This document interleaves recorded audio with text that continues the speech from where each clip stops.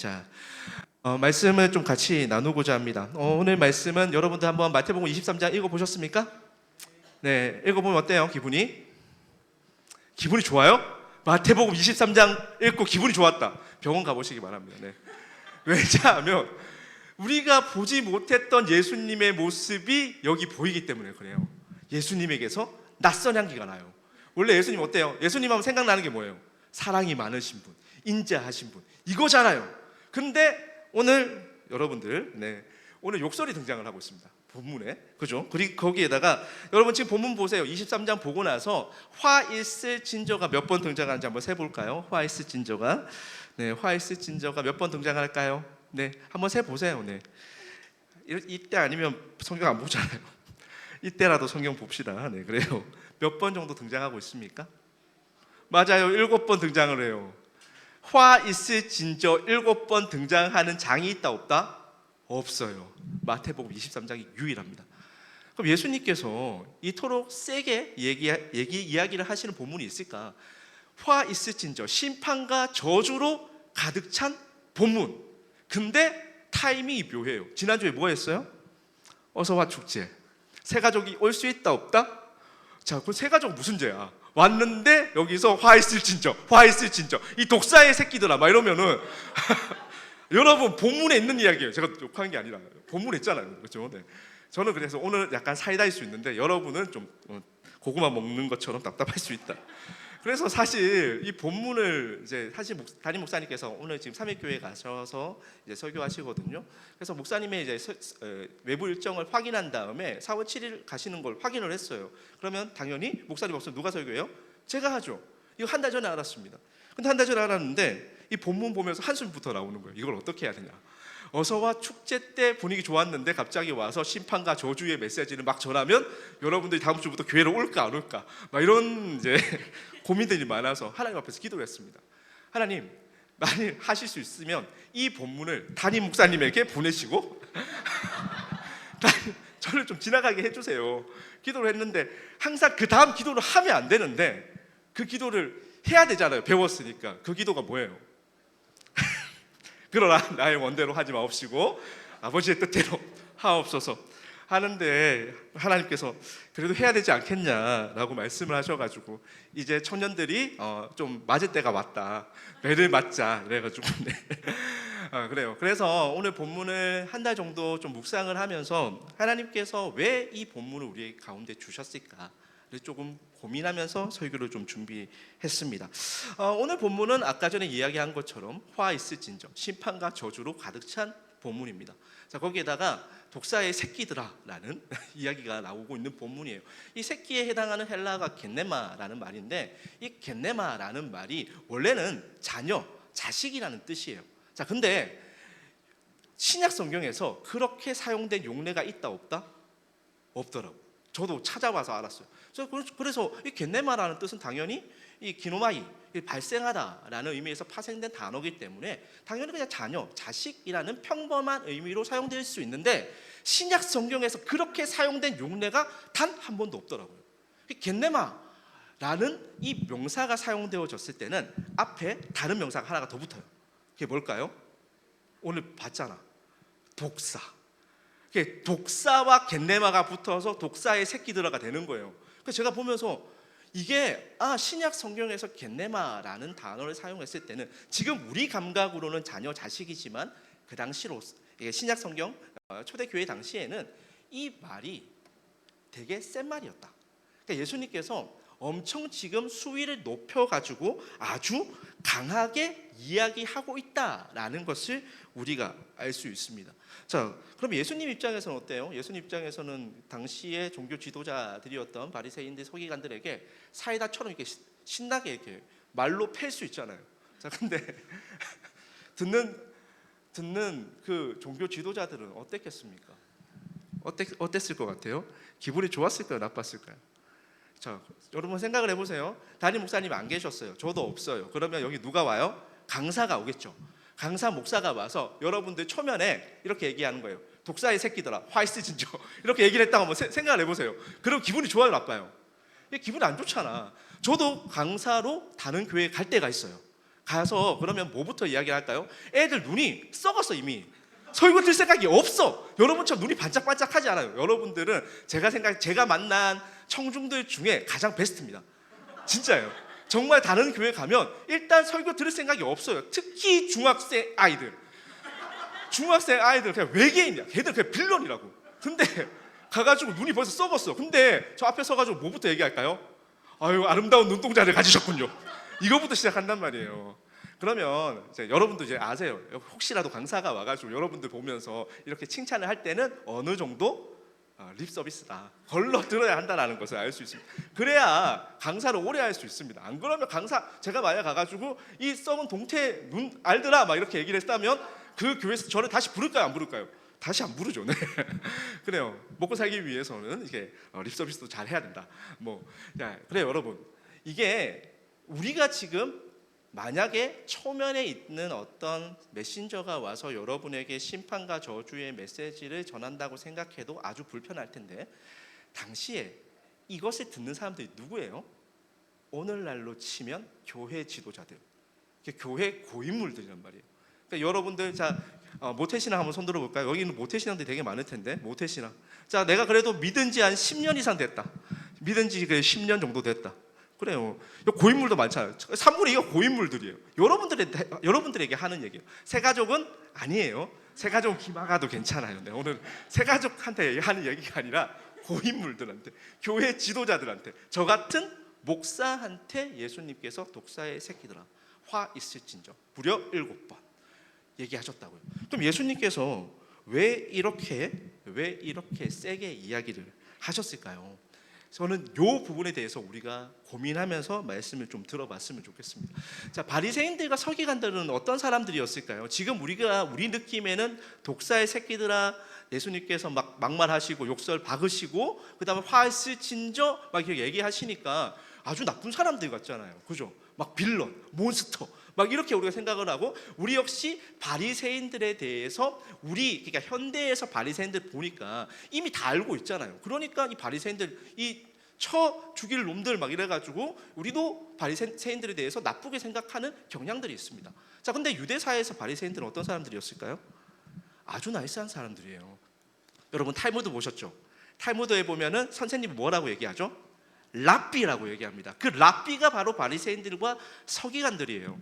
그러니까 하나님의 말씀에 대해서 잘 안다 모른다? 구약 말씀에 대해서 아주 능통한 사람들이 바로 바리새인들과 서기관들이란 말이에요. 그러면 당시 사회 가운데 이 사람들은 리스펙 받고 있는 사람들이었고, 당시 사회 가운데 성정 가운데서 지도자의 역할들을 감당했고 아주 큰 영향력을 발휘했던 사람들이 바로 이 바리새인들과 서기관들이란 말이에요. 자, 그런데 예수님께서 그들에게 선포하신 거예요. 이 독사의 하려니까 자꾸 저도 목사로서 체면도 있고 한데 독사의 본문에 있으니까요. 있잖아요. 23절에 보면 독사의 새끼들아 막 이렇게 하신 거란 말이에요. 그게 얼마나 파격적이었겠습니까? 그러면 그 당시에 이 메시지를 전해 들은 이 바리새인들과 서기관들은 예수님 어떻게 생각했을까요?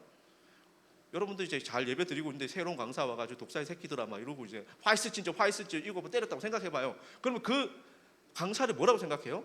이단이라고 생각하겠죠. 저 말도 안 되는 저 인간은 뭐지? 저 사람이 무슨 자격으로 우리한테 저렇게 얘기를 하는 거지? 아마 동일하게 바리새인들과 서기관들도 그렇게 생각을 했을 것입니다. 그래서 예수님을 이단 취급했죠. 그리고 그 예수님의 메시지는 그렇기 때문에 훨씬 더 파격적이고 충격적이었다라는 것을 알 수 있습니다. 자, 그러면 예수님께서 왜 이렇게까지 독하고 세게 저주와 심판의 메시지를 그들에게 선포하셨을까요? 이 두 가지 단서가 있습니다. 일단 첫 번째는 이 메시지를 듣는 대상이 누구다? 바리새인들과 서기관들이라는 거예요. 이게 첫 번째 단서예요. 자, 바리새인들과 서기관들은 어떤 생각을 가지고 있었을까요? 바리새인들과 서기관들은 당시에 하나님 나라가 오면, 그러니까 메시아가 임해서 하나님 나라가 오면 자신들의 국가가 독립할 거라고 생각을 하고 있었어요. 메시아가 국가를 독립시켜 줄 거다. 그러니까 로마로부터 압제받고 있는 상황이었잖아요. 우리로 치면 일본 일제강점기 시간에 우리가 일본으로부터 이렇게 억압당하고 있었던 시절이란 말이에요. 그래서 메시아가 오면 우리나라가 독립할 거다. 우리 다시 한 번 더 일어설 거다. 그 생각과 그 소망을 가지고 바리새인들과 서기관들은 신앙생활을 열심히 했어요. 이게 유대 종말론에 있는 이야기들이란 말이에요. 실제로 그렇게 신앙생활을 했습니다. 자, 그런데 메시아라고 생각되어지는 사람이 지금 왔어요. 근데 메시아가 무엇을 하고 있죠? 다 따박따박 지금 바리새인들과 서기관들이 이야기하고 있는 성경 해석, 가르침들 다 반박하고 있습니다. 얼마나 속이 상해요. 얼마나 분노하겠습니까?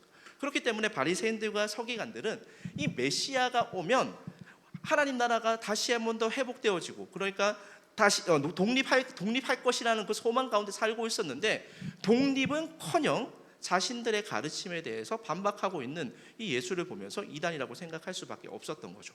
자, 그래서 이 사람들은 무슨 생각을 하고 있었냐 하면, 그렇기 때문에 메시아는 따로 올 거다. 그래서 지금도 바리새인들과 서기관들은 유대교에 있는 사람들 누구를 기다리죠? 메시아를 지금도 기다리고 있어요. 2000년이 지났는데 아직도 기다리고 있습니다. 그 사람들 얼마나 지독하게 율법 지키는지 모르죠. 율법 어떻게 지킬까요? 주일을 우리가 지키니까, 그 사람들은 안식일을 지키니까 안식일에 그 사람들 엘리베이터 버튼도 안 누른단 말이에요. 그래서 금요일이 되면, 토요일이 안식일이니까 금요일이 되면 뭐부터 할까요? 전 건물에 있는 엘리베이터 버튼 다 누르는 거야. 다 설 수 있도록, 자동으로 딱딱딱 설 수 있도록. 왜? 안식일에는 일하면 안 되니까. 자, 거기에다가 생선 가시 바르는 것도 그 사람들 생각으로는 일이거든요. 그럼 생선을 먹어야 돼.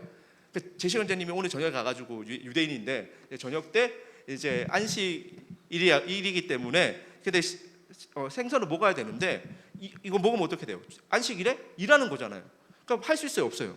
못해요. 하면 큰일 난단 말이에요. 그럼 어떻게 할까요? 외국인한테 도움을 요청하는 거예요. 외국인한테 가가지고, 만약에 우리 소신자매님이 외국인이라고 칩시다. 그래가지고 한국 사람이니까 여기가 유대인, 한국 사람. 그러면 한국 사람한테 가가지고, 당신들은 안식일에 일해도 되니 괜찮으니까 와서 생선 가시 좀 발라주세요. 그 정도로 이 사람들이 율법에 대해서 철저하게 지키고 있단 말이에요. 왜? 메시아가 안 왔으니까. 메시아를 기다리면서 그렇게 살아요. 이게 바리새인들과 서기관들의 모습이에요. 성경에서 이야기하고 있는 메시아가 왔음에도 메시아를 부정하고, 자신들이 생각하고 있는 메시아를 만들어내고, 그 메시아가 결국에 자신들의 나라를 독립시켜 줄 거라는 소망으로 살아가는 것이죠. 가상세계를 살아가는 겁니다. 이것을 우상이라고 이야기하기도 하고, 한 달 전에 유사현실의 지배를 받는다라고 우리가 함께 나누기도 했어요. 그렇게 바리새인들과 서기관들이 유사현실에 사로잡혀서 살아간단 말이에요. 그렇게 되면, 유사현실에 사로잡혀서 살아가게 되면 성경에서 이야기하고 있는 하나님의 실제를 마주할 수 있어요, 없어요? 하나님의 실제를 마주하지 못해요. 그게 우상을 섬기는 사람들의 문제, 유사현실 속에서 지배당하는 사람들의 문제란 말이에요. 그러면 우리 삶 가운데 하나님이 사라졌어요. 하나님을 믿고 있는데 하나님이 사라지는 아이러니한 형상이 유대인뿐만이 아니라 바리새인들과 서기관뿐만이 아니라 목사인 저에게도 올 수 있고, 하나님 잘 믿는다고 생각하고 있는 우리 청년 여러분에게도 올 수 있단 말이에요. 유사현실의 지배를 받게 되면 무슨 일이 일어날까요? 오늘 설교 제목이 뭐죠? 은혜가 사라진다. 은혜가 사라져요. 은혜가 결핍하게 됩니다. 왜냐?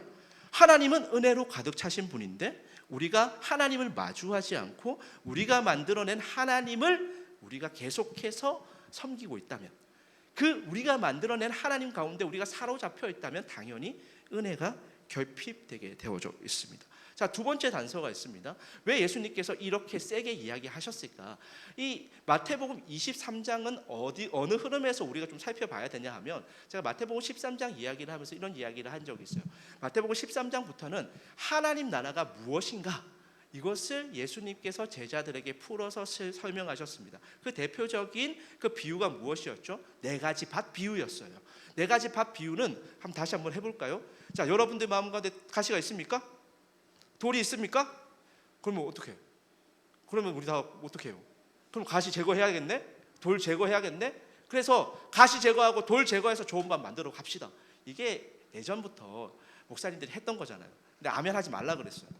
우리는 우리 마음 가운데 가시가 있어요. 가시가 없어서 우리가 좋은 밭이 아니에요. 여러분들 가운데 가시가 있다고. 여러분들 가운데 유혹에 넘어져서 힘들어하고 있는 나만의 가시가 있어요. 우리 가운데 그 돌짝 같은 변하지 않는 마음들이 있단 말이에요. 그럼에도 불구하고 예수님께서 십자가의 보혈로 여러분을 그 가시와 그 돌로 가득 찬 우리를 바꾸어 나가셔서 결국 여러분들을 좋은 밭으로 만들어 가시는 거. 이게 하나님 나라예요. 아무런 자격 없는 우리 가운데 하나님께서 그렇게 만들어 가시는 것이 하나님 나라란 말이에요.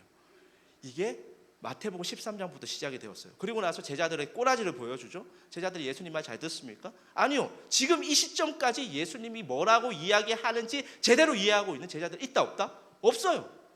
아무도 없어요. 예수님께서 12명의 제자들을 3년 동안 양육하셨습니다. 그럼에도 불구하고 제자들은 아무도 반응하지 못하고 있는 그런 상황이에요. 얼마나 답답해요. 그럼에도 불구하고 계속해서 보여주는 거죠. 마태는. 그래도 과정이 중요하다. 예수님께서 그렇게 자격 없고 예수님 말씀 하나도 이해 못하는 저들을 결국에 예수님의 제자로 빚어가실 것이다.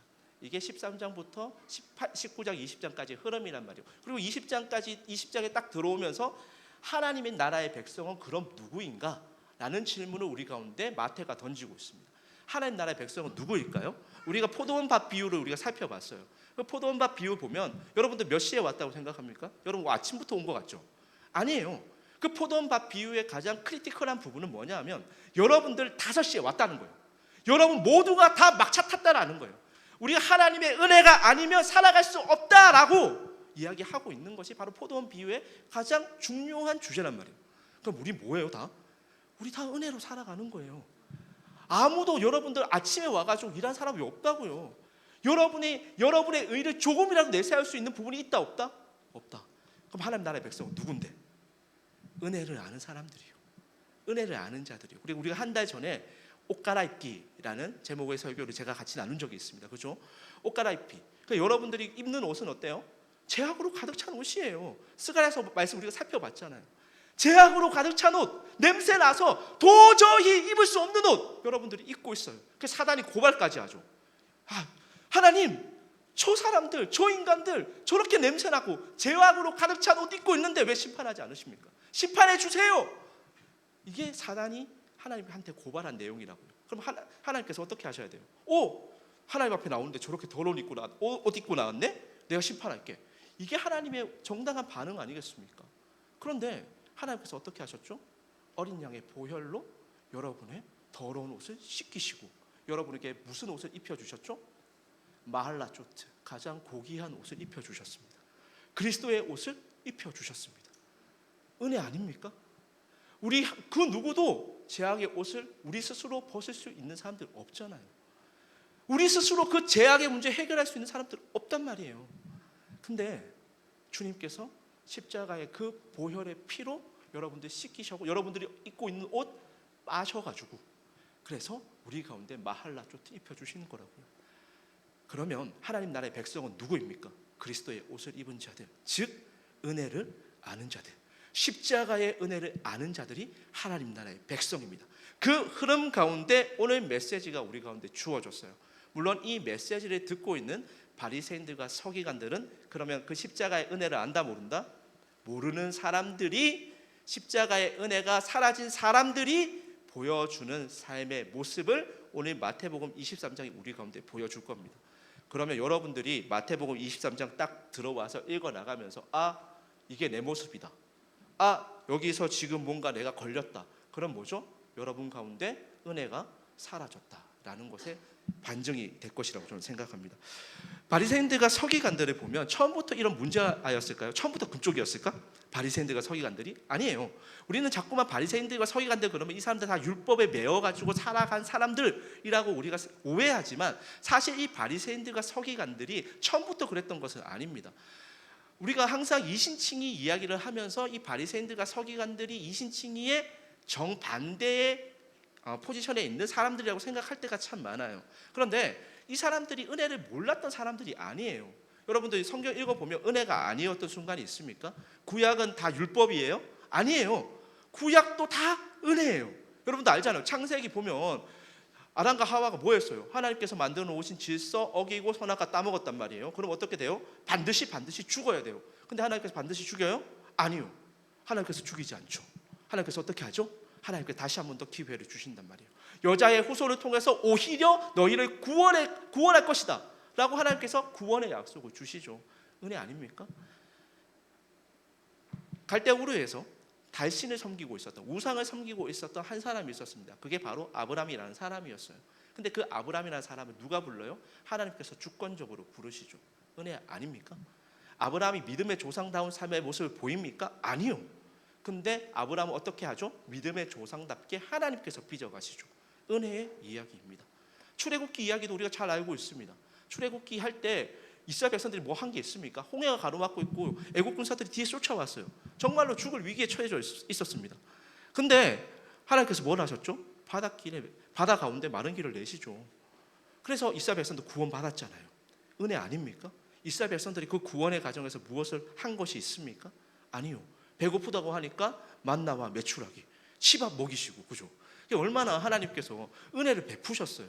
다 은혜였단 말이에요. 자, 근데 여러분 신기하죠? 배가 고프다고 해서 하나님께서 뭐 주셨어요? 만나와 메추라기 주셨어요. 그러니까 제일 처음에는 만나만 주셨는데 우리는 밥만 먹고 못 삽니다. 반찬도 주세요. 이러니까 하나님께서 메추라기도 주셨단 말이에요. 그러면 그 은혜에 만족해야 되잖아요. 근데 하나님께서 만나와 메추라기는 딱 하루 먹을 분량만 허락하셨어요. 근데 사람들은 어떻게 하죠? 그게 만족이 안 되죠. 만족이 안 되니까 더 필요합니다. 더 필요합니다. 하나님이 주신 은혜 말고 다른 것도 필요합니다 라고 생각하기 시작했어요. 그러면서 그 사람들이 뭘 하죠? 우상을 섬기기 시작했습니다. 하나님 말고 다른 것도 필요해요. 그 다른 것을 충족시켜줄 신이 있다면 우리가 그것도 믿겠습니다. 이게 이스라엘 백성들의 모습 아니었습니까? 우리도 마찬가지예요. 여러분들이 신앙생활 하면서 여러분들이 은혜로 시작하지 않은 사람은 아무도 없습니다. 여기에 앉아있는 모든 청년들 다 은혜로 시작했어요. 은혜가 우리의 처음 이야기의 메인 키워드란 말이에요. 그런데 우리 역시 하나님 한 분만으로 만족하지 못한 때가 온단 말이에요. 살아가다 보면 하나님 한 분만으로 만족해야 되는데, 하나님이 약속하신 것으로 내가 기뻐하고 감사해야 되는데, 하나님 그것 말고 다른 것도 또 필요한데요? 그것 말고 다른 것도 좀 있어야 될 것 같아요. 내 삶 가운데 돈도 필요하고요, 내 삶 가운데 학력도 필요하고요, 내 삶 가운데 직장도 필요하고 결혼도 필요해요. 물론 이게 중요하다는 얘기가 아닙니다. 근데 우리가 거기에 얽매이게 되면 우리는 하나님이 그것을 채워줄 뿐이라고 하나님을 우상화하게 되고, 우리 역시 유사 현실의 지배를 받게 되고, 우리가 우리의 삶 가운데 은혜를 잃어버리게 된다라는 것입니다. 이게 은혜를 잃어버린 사람들의 모습입니다. 은혜를 잃어버리면 어떻게 될까요? 23장 모습을 좀 살펴보도록 하겠습니다. 자, 계속해서 지금 이야기를 하고 있어요. 자, 우리 2절 말씀 볼까요?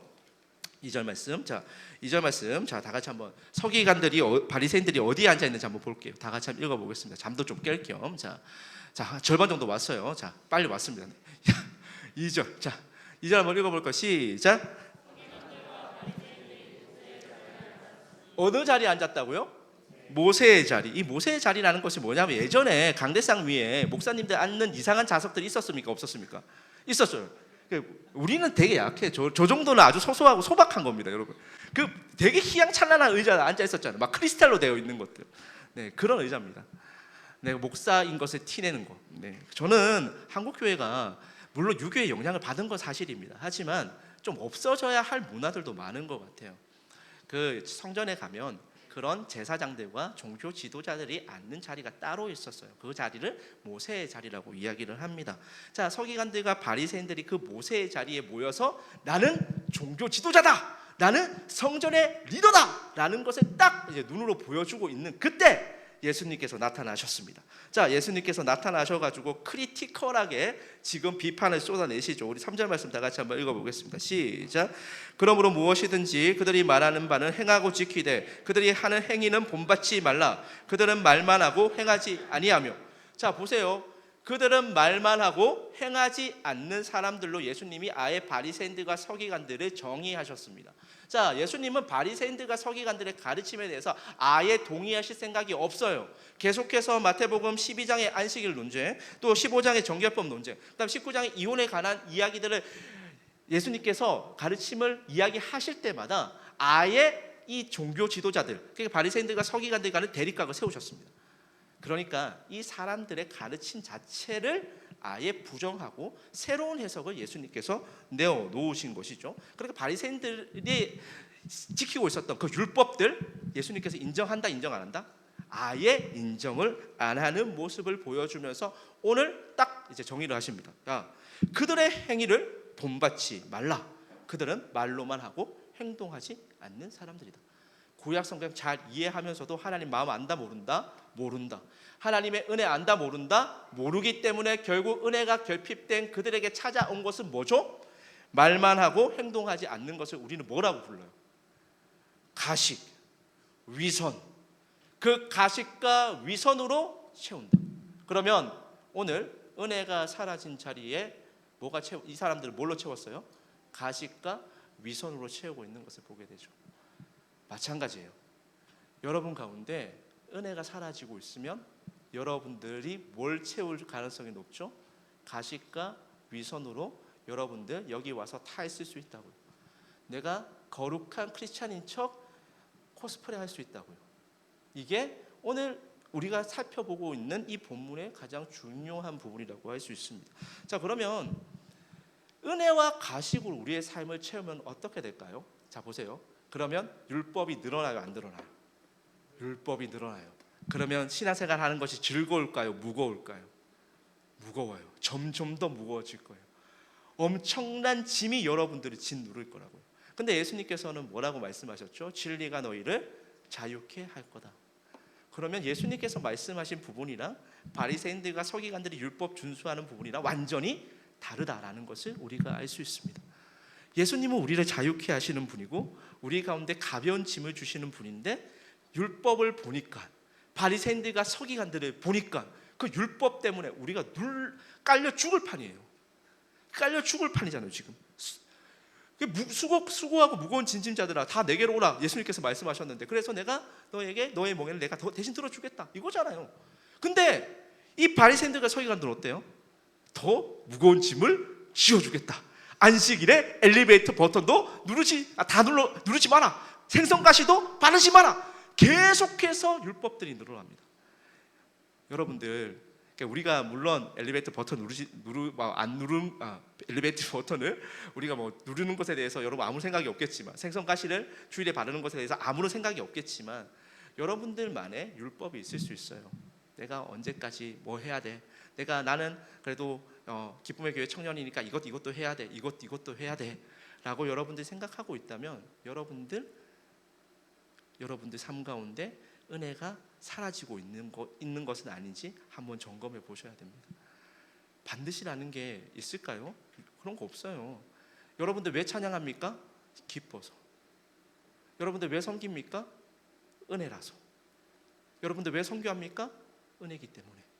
그게 우리의 유일한 대답이 되어야 되고 동기가 되어야 됩니다. 그래서 우리가 담임 목사님께서 항상 하시는 이야기가 있잖아요. 뭐죠? 거룩한 자발성. 저는 진짜 이걸 하기를 원해요. 여러분들 우리 교회 처음 오시면 좀 당황하는 순서가 있습니다. 뭐죠? 선교 기도가 길어도 너무 길다. 설교만큼 선교 기도가 길 수 있다 막 이러잖아요. 그러니까 여러분들 무슨 생각 하셨어요? 여기 와서 선교 기도 준비하시는 분들이 억지로 보이던가요? 선교 기도할 때 제가 세훈 형제님 그 선교 기도할 때였어요. 세훈 형제 선교 기도할 때였는데 그러니까 준비를 한 건지 안 한 건지 저도 잘 모르고 와가지고 한 20분 울었단 말이에요. 그냥 울다 갔어요. 그냥 울다 같이. 근데 처음에 왔는 세 가족이 뒤에서 같이 울고 있더라고요. 내가 보면서 드는 생각이 있었습니다. 그게 우리가 은혜로 하는 거예요. 은혜로 하는 것이기 때문에 은혜 가운데 은혜로 반응하는 것입니다. 만약에 은혜로 반응 안 했다면 그 사람은 어떻게 했겠죠? 다음 주부터 교회 안 오면 돼요. 여기 뭐지? 이상한 동네네? 아니 준비도 안 하고 온다고? 네, 그래요. 그렇게 우리가 무언가 예배 시간 가운데 딱딱딱 맞추어서 무언가 진행을 해야 한다고 생각한다면 우리 가운데 자꾸 물론 안 지키자는 이야기가 아니에요. 우리 가운데 약속이 있어야죠. 그런데 그 약속이 여러분들을 지배하고 있다면 우리가 은혜가 사라진 것은 아닐까 한번 생각해 보아야 한다라는 것입니다. 그리고 나서 예수님께서 5절처럼 말씀하세요. 자, 5절 말씀 볼까요? 자, 다 같이 한번 읽어보겠습니다. 시작. 그들의 모든 행위를 사람에게 보이고자 하나니 곧 그 경문띠를 넓게 하며 옷을 길게 하고. 자, 그래서 제가 준비했습니다. 자, 한번 경문을 한번 보여주시죠. 사진 제가 준비를 해놨어요. 네. 자, 경문을 한번 볼까요? 경문. 네. 보면 이게 저기 머리에 저런 게 경문입니다. 자, 경문에 뭘 이제 새겨서 가지고 다닐까요? 저 사람들이 저기다 말씀을 새기는 거예요. 반드시 외워야 되는 토라 이런 것들을 새겨서 가는 거예요. 자, 그러면 경문이 크면 클수록 뭐다? 내가 말씀 많이 읽는 거다. 이런 것들을 자랑하는 거예요. 그러니까 여러분들이 이스라엘 가면 그 이제 한 번 정도는 여러분들이 그런 예배를 한번 들어보시면 좋겠어요. 유대교의 예배. 유대교의 예배를 드리면 저것들 메고 다닐까요? 안 메고 다닐까요? 저거를 이마에 붙이기도 하고요, 손목에 메고 다니기도 합니다. 자, 그러면 외식하는 사람들, 가식하는 사람들 저걸 어떻게 하죠? 오늘 5절 말씀처럼 경문띠를 넓게 해요. 그래서 나는 말씀 많이 읽었어, 이런 것들을 사람에게 자랑합니다. 자, 거기에다가 보세요. 옷술을 길게 하고. 자, 그럼 옷술이라는 게 뭘까요? 자, 옷의 사진도 좀 보여주시죠. 자, 옷에 저 실처럼 주렁주렁 매다는 것이 있어요. 자, 저거 실처럼 주렁주렁 매다는 것을 통해서 나는 경건한 하나님의 백성이야, 이런 것들 드러내는 거예요. 아, 나는 저렇게 하나님의 백성이기 때문에 나는 특별한 어떤 치장을 통하여서 하나님의 거룩한 백성임을 다른 사람들에게 드러내는 거예요. 자, 그러면 보세요. 은혜가 사라진 사람들의 특징이 있습니다. 뭐죠? 일단 은혜가 사라지면 그 자리에 율법으로 채워서 내 행위를, 내 신앙을 행위로 증명하려고 해요. 나의 신앙과 나의 믿음을 행위로 증명하려고 한다고요. 바리새인들과 서기관처럼. 그리고 그 행위를 통해서 하나님의 인정이 아니라 사람의 인정을 받으려고 합니다. 이게 은혜가 사라진 사람들의 특징입니다. 은혜가 사라지면 우리의 신앙이 가식으로 변해요. 위선으로 변해요. 은혜가 사라지면 우리의 신앙이 율법화되어집니다. 그리고 하나님에게 내 신앙을 행위로 증명하려고 해요. 그리고 하나님의 인정이 아니라 사람의 인정을 받으려고 합니다. 자, 그렇기 때문에 예수님께서 7번에 걸쳐서 화 있을진저로 이 사람들에게 심판의 메시지를 전하고 있어요. 자, 심판의 메시지를 13절 말씀부터 하나씩 한번 읽어보겠습니다. 자, 여러분 다 한다고 하면 여러분 다 집에 이제 집에 못 가잖아요, 그렇죠? 그래서 빨리빨리 넘어갈 거예요. 자, 13절 빨리빨리 여러분들이 이렇게 뭔가 잘 동참을 해주셔야 빨리 마칠 수 있어요. 자, 13절 말씀 보세요. 자, 13절 띄워주시죠. 네. 자, 7개를 살펴봐야 되는데 얼마나 빨리 읽어야 되겠습니까? 자, 빨리 보겠습니다. 시작. 화 있으시죠? 외식하는 서기관들과 바리새인들이여, 너희는 천국 문을 너희도 들어가지 않고 들어가라 하는 자도 들어가지 못하게 하는.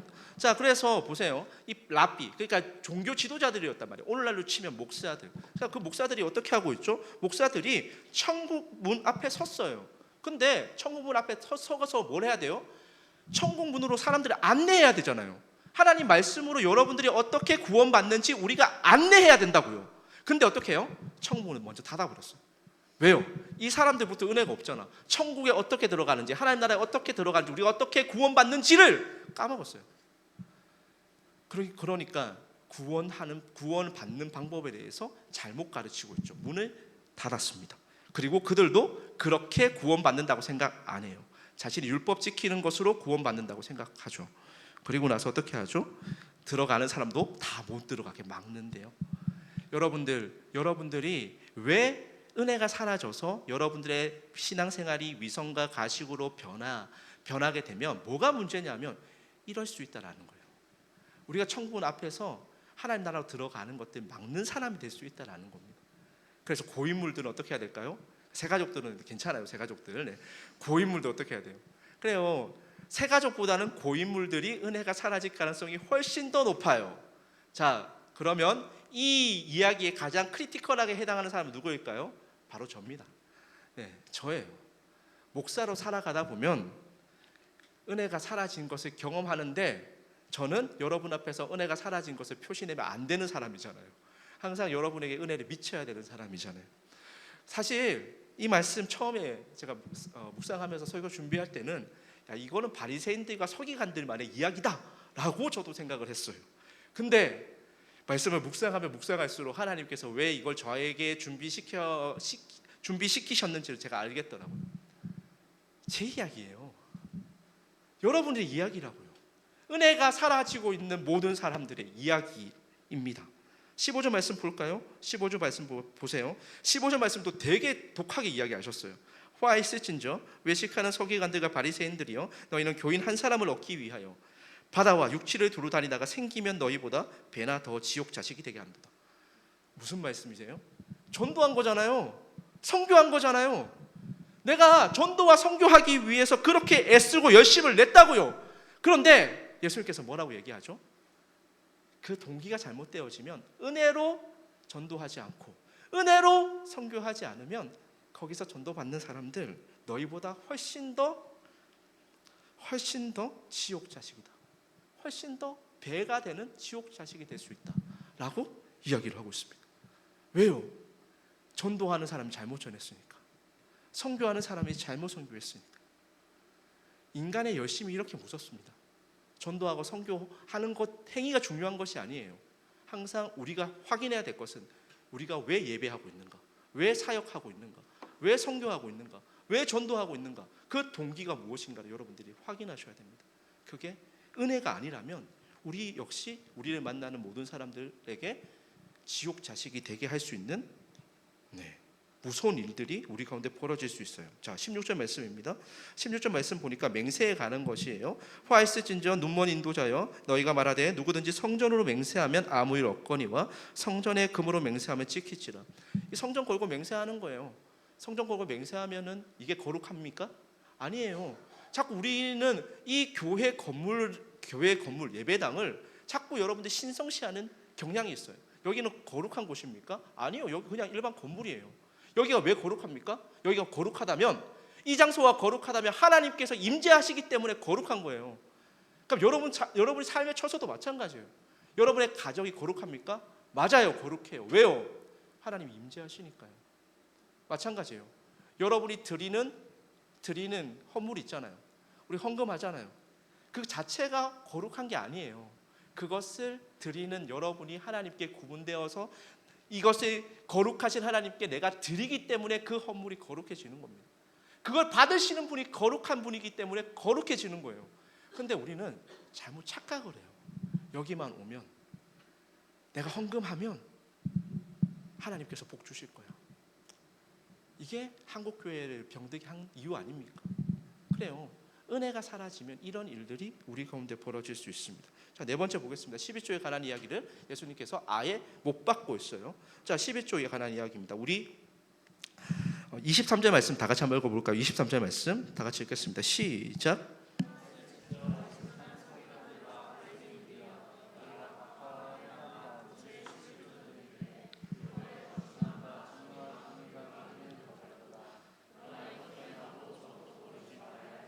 자, 11조 드리는 게 나빠요, 좋아요?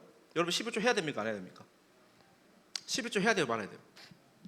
반드시 해야 됩니까? 반드시 해야 되나요? 11조 왜 한다고 생각합니까? 착각들을 많이 해요. 11조 반드시 해야 되는 거 아닐 수 있습니다. 성경에서 11조 반드시 하라는 예수님의 명령은 없어요. 근데 우리 왜 11조 합니까? 그럼에도 저는 11조로 하라고 권면합니다. 왜일까요? 11조 하는 이유 아는 사람. 왜 11조 한다? 우리가 11조 할 때 여러분들 착각이 뭐냐 하면, 내가 100만 원을 벌어요. 그러면 11조 얼마 해야 돼요? 10만 원 해야 돼요. 세금 내듯이 하나님께 던지는 거예요. 하나님, 이거 먹고 떨어지세요. 나머지 90만 원 내 거예요. 이거 하려고 하면 하나님 안 받으세요. 하나님 나도 치사해서 안 받겠다. 그죠? 하나님께서 그러면 왜 11조 하라고 여러분에게 권면하실까요? 왜 성경 그렇게 이야기하고 목사들도 여러분에게 11조 하라고 권면할까요? 여러분들 코부돈도 뺏어가지고 교회 건물주 올리려고? 착각하지 마세요. 그런 거 아니에요. 왜 11조 하냐 하면, 우리의 삶 가운데 하나님께서 우리가 살아갈 수 있도록 하나님께서 경제적인 형편도 주시고 재물도 주시고 돈도 주세요. 근데 그거 하나님의 것이라고 고백하는 겁니다. 그 대표성을 가지고 우리가 11조 하는 거예요. 그러면 10의 1조를 하나님께 드리면서 10의 9도 어떻게 쓴다? 하나님 나라를 위해서 사용하겠습니다. 이 마음 가지고 여러분들 헌금하시라고요. 그거 아니고 세금 내듯이 헌금할 거면 그냥 국세청에 내시면 됩니다. 국세청에 내세요. 그렇게 교회에 뭐 하자고 냅니까? 그래요. 여러분들이 정말로 헌금을 하는 이유에 대해서 여러분들이 동기를 분명히 아셨으면 좋겠습니다. 그러면 교회도 어떻게 해야 되죠? 여러분들이 그렇게 소중하게 낸 헌금, 하나님 나라를 위해서 사용하겠습니다라고 생각해서 드린 하나님 그 선물을 교회 역시 책임감 있게 써야죠. 근데 교회가 그것을 못했다면 그때는 여러분 책임 아니에요. 누구 책임이다? 목사들 책임인 거예요. 교회 책임인 겁니다. 그건 잘못된 거잖아요. 여러분들이 그렇게 하나님 나라를 위해서 내가 가지고 있는 소중한 거 주님께 드렸어요. 그러면 교회도 책임지고 하나님 나라를 위해서 사용해야 하는 겁니다. 그게 교회와 여러분들의 관계 가운데서, 우리가 신뢰 관계 가운데서 만들어내는 하나님 나라잖아요. 그런데 오늘 말씀 보니까 그게 안 된 거예요.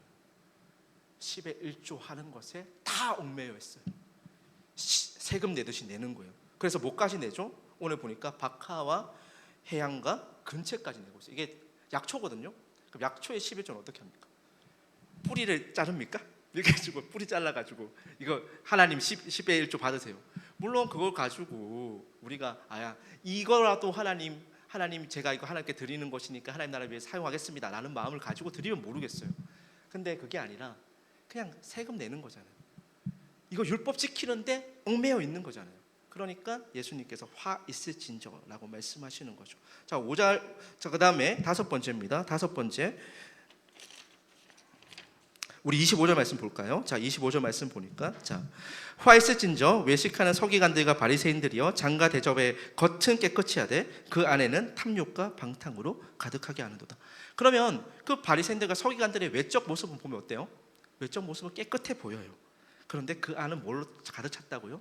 자신이 원하는 것을 이루고자 하는 탐심으로 가득 찼다고. 11조 하는데 탐심으로 가득 찼어요. 하나님, 제가 11조 하니까 더 큰 복을 내려주세요. 거기서 더 큰 복은 뭐죠? 우리가 하나님 나라의 백성이 되는 복이 아니라 이 땅 가운데 잘 먹고 잘 사는 복이죠. 세속적인 복을 요구하죠. 탐심으로 가득 찼어요. 그것을 보고 예수님께서 지금 화 있을진저라고 말씀하고 있는 겁니다. 자, 여섯 번째 보시죠. 여섯 번째도 마찬가지입니다. 화 있을진저 외식하는 서기관들과 바리새인들이여 회칠한 무덤 같으니 겉으로는 아름답게 보이나 그 안에 죽은 사람의 뼈와 모든 더러운 것이 가득하도다. 그래요. 우리가 그럴 수 있다고요.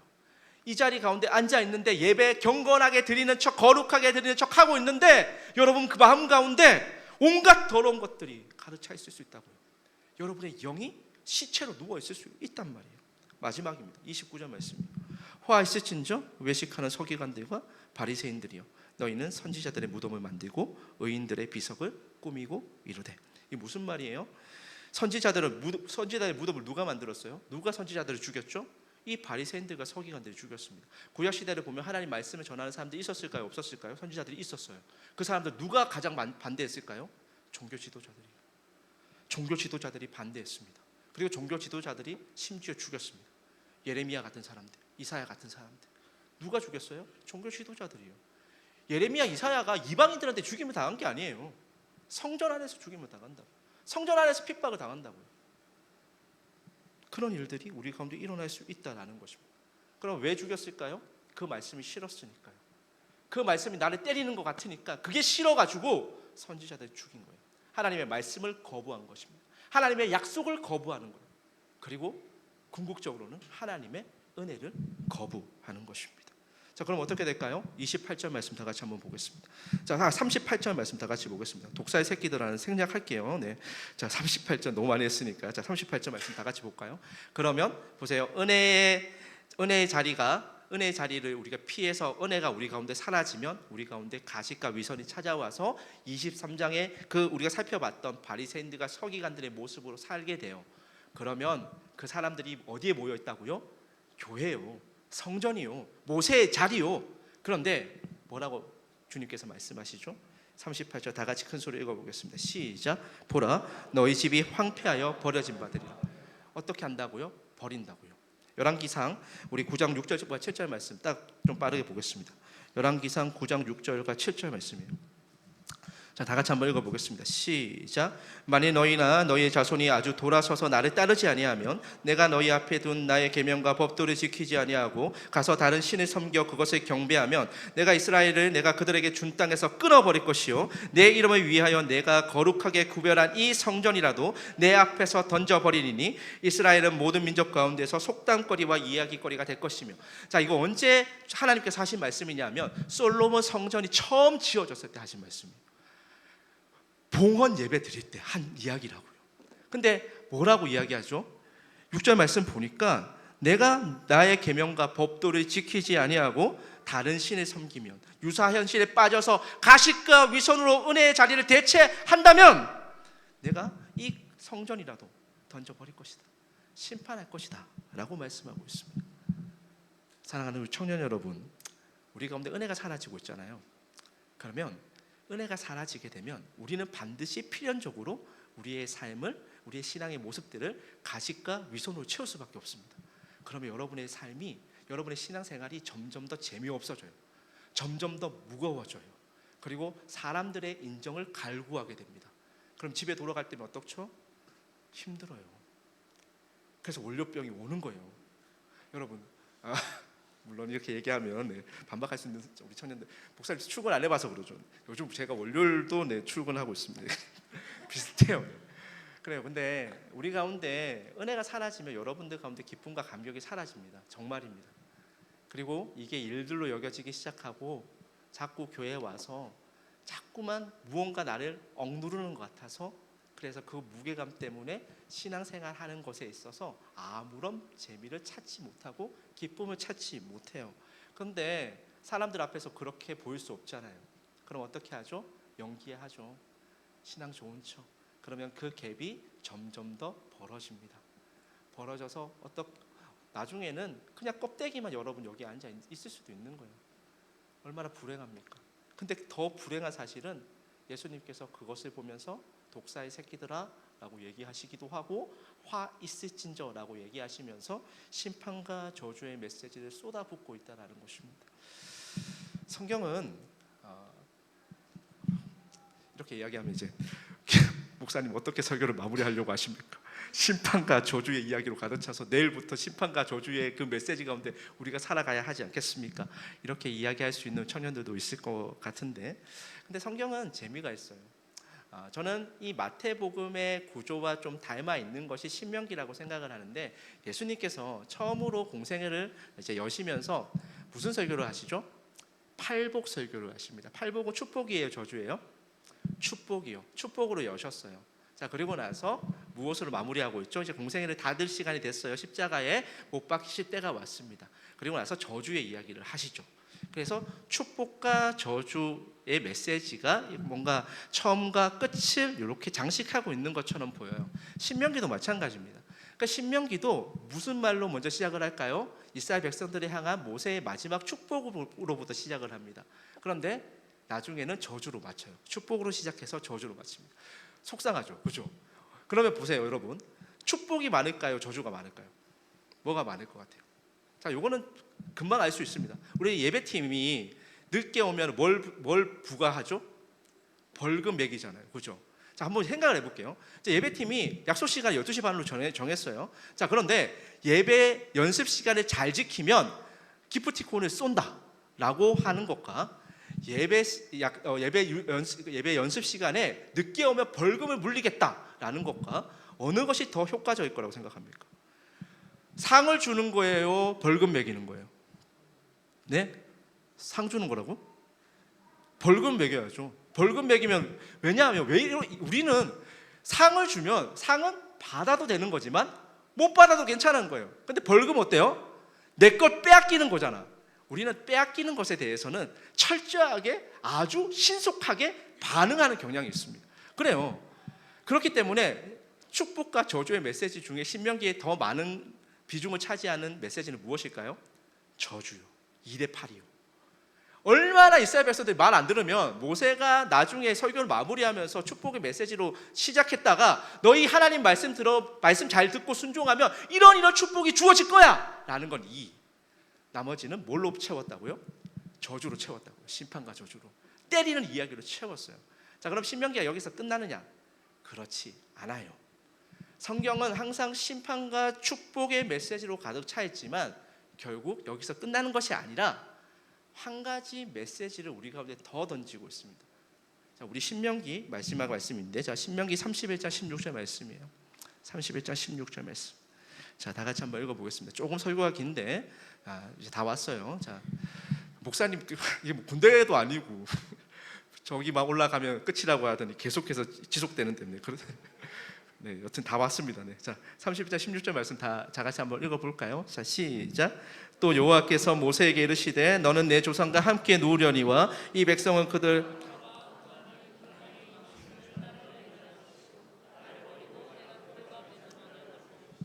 하나님이 근데 이스라엘 백성들이 은혜의 자리를 떠날 것을 아셨어요? 몰랐어요? 보니까 아셨어요. 그럼 이스라엘 백성들 뭐 당해야 돼요? 다 저주, 심판, 화 있을진저. 이게 그냥 우리 가운데 오는 메시지란 말이에요. 근데 하나님께서 다 아셨음에도 불구하고, 그래서 우리가 심판과 진노의 대상임을 분명함에도 불구하고 하나님께서 뭘 하시냐면요, 회복의 약속을 주세요. 신명기에서 가장 중요한 것은 축복과 저주의 메시지 가운데 등장하는 회복의 메시지인 모압 언약입니다. 우리 30장 3절과 신명기 30장 3절과 30장 4절을 이어서 한번 읽어볼까요? 자, 다 같이 읽겠습니다. 시작. 내 하나님 여호와께서 마음을 돌이키시고 너를 긍휼히 여기사 포로에게 돌아오게 하시되 내 하나님 여호와께서 흩으신 그 모든 백성 중에서 너를 모으시리니 내 쫓겨간 자들이 하늘가에 있을지라도 내 하나님 여호와께서 거기서 너를 모으실 것이며 거기서부터 너를 이끄실 것이라. 그래요. 하나님은 심판과 저주의 메시지 가운데 우리가 원래 받아야 되는 것은 저주라고요. 그 심판과 저주의 메시지 우리가 받아야 된다고요. 우리 축복의 메시지와 우리는 상관이 없어요. 축복의 메시지를 우리가 지킬, 그것을 받을 수 있는 자격도, 그것을 받을 수 있는 능력도 우리 가운데 없어요. 그럼 다 우리는 어떻게 해요? 은혜를 떠난 자들이잖아요. 은혜 가운데 살아가지 못하는 자들이잖아요. 은혜가 점점 사라져가는 삶을 살아가고 있잖아요. 그러면 우리 역시 심판과 진노를 당해야 하는데 하나님께서 어떻게 하시죠? 회복을 약속해 주고 있다고요. 30장 6절 말씀 읽어보면 하나님의 마음이 보여요. 내 하나님 여호와께서 내 마음과 내 자손의 마음의 할례를 베푸사 너로 마음을 다하여 뜻을 다하여 내 하나님 여호와를 사랑하게 하사. 하나님께서 우리를 사랑하게 만들어 가신대요. 빚어 가신대요. 마태복음 13장에서부터 시작한 그 네 가지 밭 비유로부터 시작한 그 하나님 나라 지금 진행 중이다라고 이야기하시는 겁니다. 여러분은 왜 하나님 나라의 백성입니까? 여러분이 자격이 있어서요? 아니요. 우리 자격 없다니까요. 아무 자격 없어요. 우리 언제든지 가식과 위선으로 우리의 삶을 꾸밀 수 있고 그런 그냥 잘 믿는 척 그렇게 신앙생활 할 수 있단 말이에요. 그게 우리의 모습이에요. 근데 그러면 우리 가운데 심판과 저주가 임해야 되는데 하나님께서 그 심판과 저주를 넘어 회복을 약속하고 있어요. 마태복음 마찬가지입니다. 축복으로부터 공생가 시작되었습니다. 그리고 오늘 저주의 이야기를 하는 것을 통해서 바리새인들과 서기관들에게 심판과 진노, 저주의 메시지를 예수님께서 퍼부었습니다. 그런데 이걸로 마태복음이 끝이 아니잖아요. 24장 가면 이제 더해요. 24장 가면 성전 심판에 대해서 예수님께서 한 번 더 이야기하시고 이제 넘어가서 예수님께서 심판과 진노의 대상인 우리를 구속하기 위해서 주님은 무엇을 하시죠? 십자가를 지시죠. 회복의 메시지가 우리 가운데도 약속되어져 있죠. 우리는 은혜가 사라진 자리에 우리의 행위를 채우려고 합니다. 우리가 은혜가 사라진 그 자리 가운데 우리는 위선과 가식으로 채우려고 하고 사람들의 인정으로 그것들을 메꾸어 보려고 합니다. 근데 메꿀 수 없어요. 그 갈증을 우리가 채울 수 없다고요. 그것을 아시는 주님께서, 그래서 우리가 심판과 진노를 받을 수밖에 없기 때문에 주님께서 무엇을 하셨냐면 회복의 메시지를 우리 가운데 주고 있는 것입니다. 은혜가 사라진 자리에 우리는 주님을 떠나 다른 것들로 채우려고 했는데 은혜가 사라진 자리에 주님은 더 큰 은혜로 우리를 덮으세요. 은혜가 사라진 자리에 주님은 십자가의 은혜로 우리를 채우세요.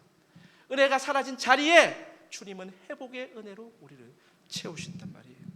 그러니 우리가 살아가는 모든 순간이 은혜일 수밖에 없는 것 아니겠습니까? 아무런 자격 없는 우리 가운데 주님께서 십자가의 은혜를 주셔서 회복의 은혜를 주셔서 우리를 채우시는 거예요. 우리 마지막으로 고린도전서 15장 10절 말씀 다 같이 한번 읽어보겠습니다. 다 같이 읽겠습니다. 시작. 그러나 내가 나된 것은 하나님의 은혜로 된 것이니 내게 주신 그의 은혜가 헛되지 아니하며 내가 모든 사도보다 수고하였으나 내가 한 것이 아니요 오직 나와 함께 하신 하나님의. 사도 바울 정도 되면 위인이잖아요. 영웅이잖아요. 신앙의 영웅, 믿음의 영웅. 근데 바울이 뭐라고 얘기해요? 저 아무런 자격 없어요. 저 모든 것이 하나님의 은혜로 살아가는 사람이에요. 제가 한 모든 것 하나님의 은혜로 한 거예요 라고 고백하고 있습니다. 사랑하는 우리 청년 여러분, 여러분이 왜 예배 드리고 있습니까? 하나님의 은혜 때문에 예배 드리는 거예요. 여러분 왜 전도하고 선교하고 있습니까? 왜 어서와 축제 할 때 사람들한테, 여러분의 이웃과 여러분의 친구한테 복음 전했습니까? 은혜 때문에요. 그 은혜를 우리가 알고 있기 때문에요. 우리는 그 은혜의 자리를 피해서 다른 걸로 채우려고 하지만 우리 주님께서 십자가의 은혜로, 회복의 은혜로 우리를 채우시는 분임을 알기 때문에, 그게 복음이기 때문에 우리가 그렇게 살아가는 것 아닙니까? 오늘 마지막으로 맨날 마지막이라고 해서 미안한데 그래도 이건 한번 읽어봤으면 좋겠어요. 오늘 그래도 본문이니까 우리 마태복음 23장 8절, 9절, 10절 한번 읽어보겠습니다. 읽고 설교 마치겠습니다. 다 같이 읽겠습니다. 시작. 그러나 너희는 랍비라 칭함을 받지 말라. 너희 선생은 하나요 너희는 다 형제니라. 땅에 있는 자를 아버지라 하지 말라. 너희의 아버지는 한 분이시니 곧 하늘에 계시니시니라. 또한 지도자라 칭함을 받지 말라. 너희의 지도자는 한 분이시니 곧 그리스도시니. 우리의 아버지는 하나님, 우리의 선생님은 예수님. 그렇죠. 이거 외에는 없어요. 다른 걸로 자꾸 여러분 채우려고 하면 답이 없단 말이에요. 그러면 왜 하나님으로 채워야 합니까? 왜 하나님이 우리의 지도자고 선생님입니까? 하나님이 곧 은혜 그 자체이기 때문에 그렇습니다. 은혜가 필요한 자들에게 하나님께서 은혜로 채울 수 있는 분위기에 우리가 하나님만이 우리의 아버지 되시며 하나님만이 우리의 선생님 되십니다 라고 고백할 수 있는 것입니다. 사랑하는 청년 여러분, 우리가 이것을 잊지 않았으면 좋겠습니다. 왜 예배 가운데 우리가 여러분들이 해야 하는 단 한 가지가 있다면 그 은혜를 하나님께 구하는 것, 그거 외에는 아무것도 없어요.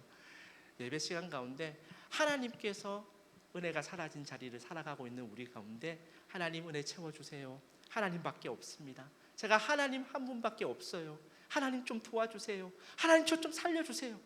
이 고백 가지고 예배하고 예배 가운데 채워진 은혜를 통하여서 우리의 주어진 삶을 살아내는, 그래서 은혜 아니면 살아갈 수 없음을 날마다 고백하며 살아가는 우리 청년 여러분 다 되시기를 예수님의 이름으로 소망하고 축복합니다.